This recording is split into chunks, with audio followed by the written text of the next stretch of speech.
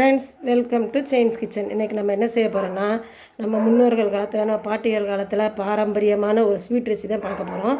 அதுக்கு பேர் பாவாழைன்னு சொல்லுவாங்க. அதுக்கு ஒவ்வொரு மாவட்டத்துலேயும் ஒவ்வொரு பேர் இருக்குது. அது என்னென்னு நான் இடையில உங்களுக்கு சொல்கிறேன். இதுக்கு நான் என்ன செஞ்சேன்னா, இன்றைக்கி காலையில் இட்லிக்கு ஆட்டும்போது கூட கொஞ்சம் அரிசியை போட்டு ஆட்டினேன். அதிலேருந்து கொஞ்சம் அரிசி மாவு எடுத்து ஃப்ரிட்ஜில் வச்சுட்டேன். இப்போ நான் ஈவினிங் தான் செய்ய போகிறதுங்கிறதுனால ஃப்ரிட்ஜிலேருந்து எடுத்து அந்த மாவை கொஞ்சம் நல்லா தண்ணி ஊற்றி நம்ம கரைச்சிடணும். ஏற்கனவே தண்ணியில் தான் நம்ம வேக வைக்க போகிறதுனால இந்த கன்சிஸ்டன்சியில் கரைச்சி வச்சாச்சு. அந்த ஒரு கப் அரிசி மாவுக்கு 1.5 கப்பு வெல்லம் எடுத்து வச்சுருக்கேன். அதில் ஒரு 1/2 கப்பு தேங்காய் திருவல் தூவி வச்சுருக்கேன். ஏலக்காய் பொடி, நெய், இந்த பொருள்களை வச்சு தான் நம்ம இப்போ அந்த ஸ்வீட் செய்ய போகிறோம். வாங்க ஸ்வீட் செய்ய போகலாம். இப்போ நம்ம பாவாழை செய்ய ஆரம்பிக்க போகிறோம். அதுக்கு நம்ம ஸ்டவ் ஆன் பண்ணிவிட்டு ஒரு அகலமான பாத்திரத்தில் 1 கப்பு மாவு எடுத்தோம் இல்லையா, அதுக்கு 3 கப்பு தண்ணி வச்சுருக்கேன். அந்த தண்ணி கொதித்த உடனே நல்லா மாவு ஸ்டவ்வை சிம்மில் வச்சுட்டு இந்த மாவு ஊற்றி நம்ம ஒன்று போல் கிண்டணும். முதல்ல தண்ணி கொதிக்கட்டும். இங்கே தண்ணி கொதிக்கிறதுக்குள்ளே நம்ம ஏற்கனவே தேங்காய் எடுத்து வச்சுருக்கோம்ல, நம்ம ஸ்வீட்லாம் இன்றைக்கே காலி பண்ணிட்டோம்னா தேங்காவை அப்படியே போட்டுக்கலாம். ஒரு வேளை மிச்சம் இருந்து நாளைக்கு நம்ம யூஸ் பண்ணணும் அப்படின்னா அதை கொஞ்சம் நெய்யில் வறுத்துக்கலாம். நான் எதுக்கும் இருக்கட்டும்னு நம்ம தேங்காவை நெய்யிலையே போட்டு நான் இந்த வறுத்துக்க போகிறேன். நெய்யில் போட்டு நல்லா வறுத்து செய்யும்போது கூட ஒரு நாள் இருந்தாலும் நம்மளுக்கு கெட்டு போகாது. அதனால் நான் இதை நெய்யில் வறுத்து செய்கிறேன். இந்த கொங்கு நாட்டு சைடு இது ரொம்ப ஃபேமஸான ஸ்வீட்டு. இது பேர் தான் நம்ம என்னென்னு சொன்னால் பாவாழைன்னு சொன்னோமா. இதை ஒவ்வொரு ஊர் சைடும் நமக்கு ஒவ்வொரு பேரில் சொல்லுவாங்க. இது வெண்ணெய் புட்டுன்னு சொல்கிறாங்களாம். அடுத்தது வாழைன்னு சொல்லுவாங்க. கிராமங்கள்லாம் இது பேர் என்ன சொல்லுவாங்களாம், வாழை அப்படின்னு சொல்லுவாங்களாம். இப்படி ஒவ்வொரு மாவட்டத்துலேயும் ஒவ்வொரு பேர் சொல்லுவாங்க. நீங்கள் இந்த வீடியோவை பார்த்தீங்கன்னா உங்களுக்கு இதை மாதிரி நீங்கள் சாப்பிட்ருந்தீங்கன்னா உங்கள் ஊர் சைடு இது எப்படி சொல்லுவாங்கங்கிறத நீங்கள் கமெண்டில் போடுங்க. பாருங்கள், இங்கே தண்ணி நல்லா கொதிச்சிருச்சு. இப்போ நம்ம மாவு ஊற்றி கிண்டதுக்கு முன்னாடி கொஞ்சம் தண்ணியை நம்ம எடுத்து வச்சுட்டு ஒரு 1/2 டம்ளர் தண்ணி எடுத்து வச்சுட்டு கிண்டிட்டு நம்ம பத்தலைன்னா நம்ம ஊற்றிக்கலாம். அதுக்கிடையில் இங்கே பாருங்கள், தேங்காயும் நம்ம நெய்யில் போட்டு வறுத்தோம்ல, நல்லா வறுத்தாச்சு. அதையும் நம்ம ஆஃப் பண்ணிக்கலாம். பாருங்கள், இந்த தண்ணி கொதித்ததை சிம்மில் வச்சுட்டு நம்ம கரைச்சி வச்சுருந்தோம்ல அந்த மாவை ஒன்று போல் ஊற்றிட்டாச்சு. ஊற்றிட்டு கை விடாமல் ஒன்று போல் கிண்டிகிட்டே இருக்கணும். ஏன்னா கட்டி சேர்ந்துடும். ஸ்லோ ஃப்ளேம்லேயே வச்சு கொஞ்சம் வேகிற வரைக்கும் ஒன்று போல் கை விடாமல் கிண்டிக்கிட்டே இருக்கணும். இல்லைன்னா உங்களுக்கு அடியில் ஒட்டிடும். அதனால் ஒட்டி போல் ஒரு 2-5 நிமிஷம் நல்லா கொஞ்சம் வேகிற வரைக்கும் ஸ்லோ ஃப்ளேம்லேயே வச்சு கிண்டுவோம். அதுக்கப்புறம் தான் நம்ம மீடியம் ஃப்ளேமுக்கு நம்ம அதை மாற்றி வைக்க வேண்டியிருக்கும்.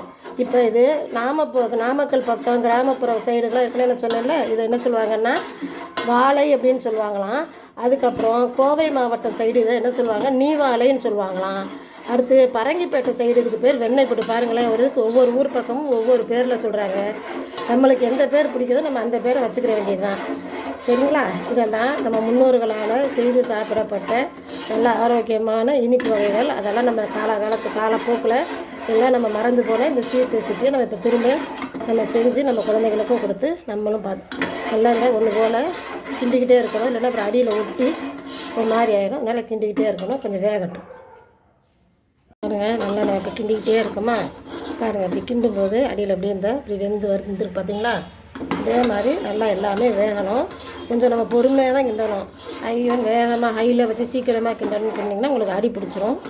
கொஞ்சம் பொறுமையாக கொஞ்சம் கட்டியார வரைக்கும் நல்லா ஸ்லோ ஃப்ளேம்லேயே வச்சு நல்லா கிண்டிட்டு கொஞ்சம் நல்லா வேகணுங்கிறதுக்கப்புறம் நம்ம மீடியம் ஃப்ளேமில் வச்சுக்கலாம்.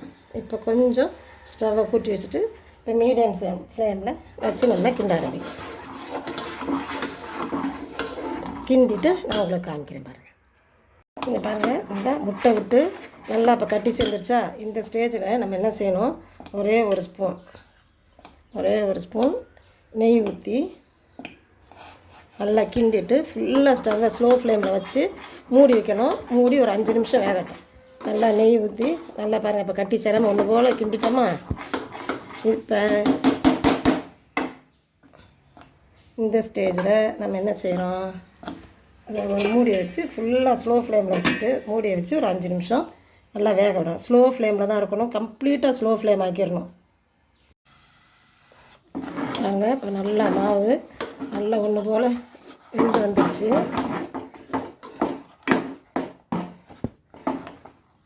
இது இன்னும் முக்கால்வாசி தான் வந்திருக்கு. இன்னும் கொஞ்சம் வேகணும். இன்னும் கொஞ்சம் நேரம் ஸ்லோ ஃப்ளேம்லேயே வச்சு நம்ம வேக விடுவோம்.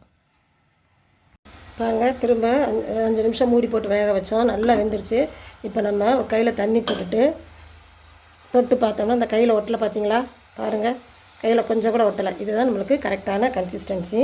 இந்த ஸ்டேஜில் நம்ம என்ன செய்ய போகிறோம்னா நம்ம எடுத்து வச்ச வெல்லம், தேங்காய், ஏலக்காய் எல்லாத்தையும் நம்ம போட போகிறோம். நம்ம எடுத்து வச்சுருந்த வெல்லத்தை போட்டாச்சு. அடுத்து நம்ம தேங்காய் வதக்கி வச்சுருந்தோம் இல்லையா, அந்த தேங்காயையும் போடணும். போட்டுட்டு வாசனைக்காக கொஞ்சம் ஏலக்காய் பொடி எல்லாம் போட்டு கிண்டிருப்போம். தேங்காய் இது வெல்லம்லாம் போட்டோன்னே இலக ஆரம்பிக்கும்ல, அப்போ ஒன்று போல் திரும்ப கிண்டிடுவோம். இப்போ வெல்லம் தேங்காய் எல்லாம் போட்டாச்சு. இப்போ கடைசியாக ரொம்ப தேங்காய் எண்ணெய் வேண்டாம், ஒரு 2 ஸ்பூன் நெய் ஊற்றி இதையும் நல்லா கிண்டிட்டு திரும்ப அப்பள மாதிரி ஸ்லோ ஃப்ளேமில் வச்சு ஒரு 5 நிமிஷம் வேக வைக்கணும். இங்கே கம்ப்ளீட்டாக ஸ்லோ ஃப்ளேமில் வச்சுட்டு ரொம்ப கம்ப்ளீட்டாக மூடாமல் லேசாக ஓப்பன் பண்ணி கரெக்டாக இந்த 5 நிமிஷம் கழித்து நம்ம ஓப்பன் பண்ணி பார்ப்போம்.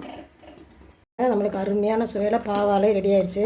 இது பாருங்கள், இப்போ நம்ம ஸ்பூனில் எடுத்து போட்டோம்னா ஒட்டாமல் வருதா, இதுதான் நம்மளுக்கு கரெக்டான கன்சிஸ்டன்சி. இப்போ அதெல்லாம் ஸ்டவ் ஆஃப் பண்ணிவிட்டு நம்ம எடுத்து சாப்பிட ஆரம்பிச்சிடலாம். இப்போ ஸ்டவ் ஆஃப் பண்ணிடலாம்.